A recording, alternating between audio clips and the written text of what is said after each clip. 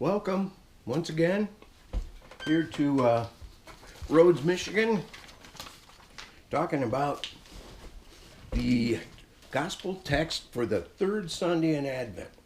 We got John the Baptist again today, and here's how it goes. There was a man sent from God whose name was John. He came as a witness to testify to the light, to the light, so that all might believe through him. Very interesting statement. He himself wasn't the light. His job was to clear things away so that the people could see the light, But he came to testify to the light. The true light, which enlightens everyone, was coming into the world. Then it goes back around to that and says, this is the testimony given by John when the Jews sent priests and Levites from Jerusalem to ask him, who are you? He confessed and didn't deny it. He says, I'm not the Messiah. And they asked him, what then? Are you Elijah? And he said, I am not. They said, are you the prophet? He answered, no. Then they said to him, who are you? Let's have an answer for those who sent us. What do you say about yourself? He says he's the voice of one crying in the wilderness to clear the way, to make straight the way of the Lord, of the light. Now they've been sent from the Pharisees. They asked him, why are you baptizing if you're neither the Messiah nor Elijah nor the prophet? John answered, I baptize with water. Among you stands one you don't know, that one who is coming after me. I'm not worthy to untie the thong of his sandals. It says this took place in Bethany, across the Jordan, where John was baptizing.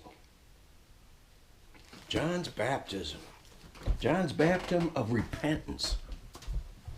What's the difference between John's baptism and the baptism which is so much a part of our faith? His baptism is a public ritual that people undertook to decouple themselves from the hysteric and drama of everything that was happening in their country. It was a way of saying, I no longer belong to Caesar.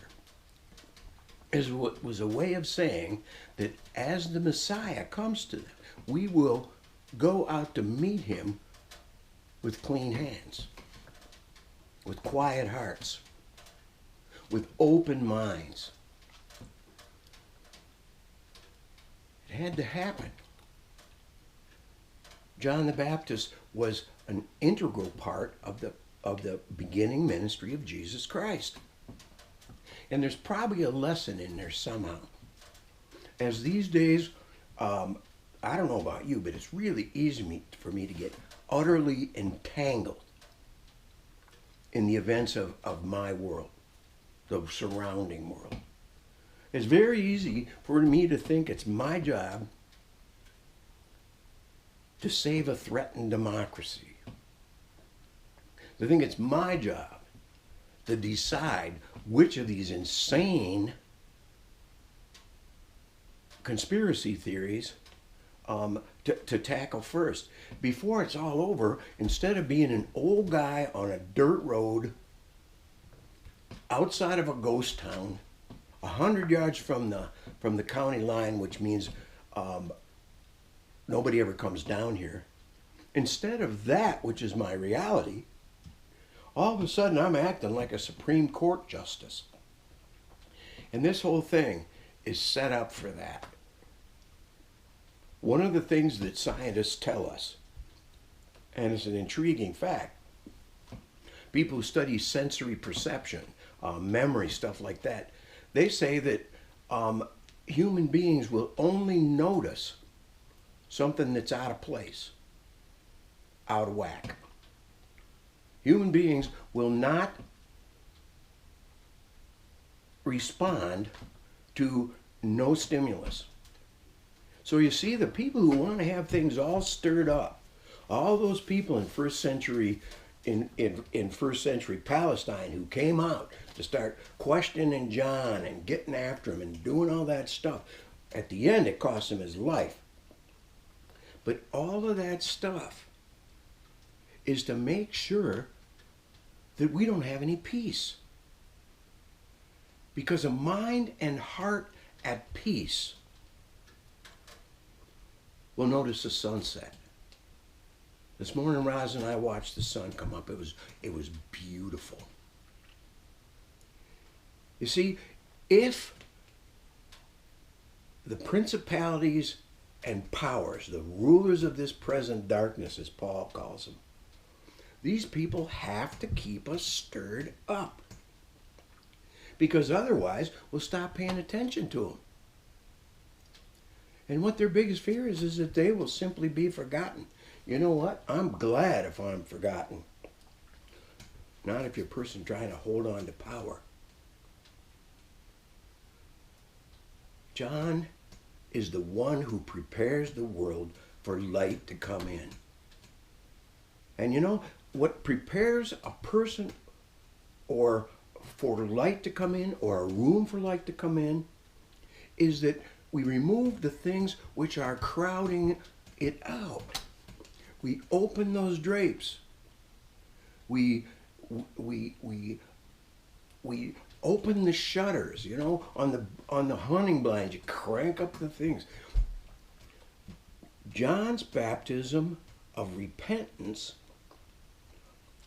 was an invitation to these people to stop paying attention to the Romans, stop paying attention to the Sadducees, stop arguing with the Pharisees, stop trying to make something happen, and simply be facing in the right direction when the coming Christ is revealed. Repentance means to turn around so that instead of looking at the problem, we are ready for all that comes to us. People are getting tired. And what seemingly the response is of people in power is to just pour the coal to that. Increase it. How many people feel the world is getting darker instead of lighter? That's the stuff we need to let go of. Because it says that the light has come into the darkness, and well, how does this go? The light has come into the darkness, and nothing at all will stop it. I want to get that text exactly here, seeing as we've got a couple minutes. We got 10 minutes, and then we're out of luck. It says the light shines in the darkness, and the darkness, says the gospel, did not overcome it. What's our part? To clear the decks. To let go of the things that preoccupy us. As we come up on the darkest, the longest night in the year, and the festival of the coming of the light, this is the time of year to pay attention to that. So I give thanks for all of you. I'm grateful for the chance to invite you here into my house and just talk a little bit about this stuff. Once again, thanks for tuning in. I hope things go well with you, and I'll see you the next time. This is Reed Schroer here in Rhodes, Michigan. I give thanks for you.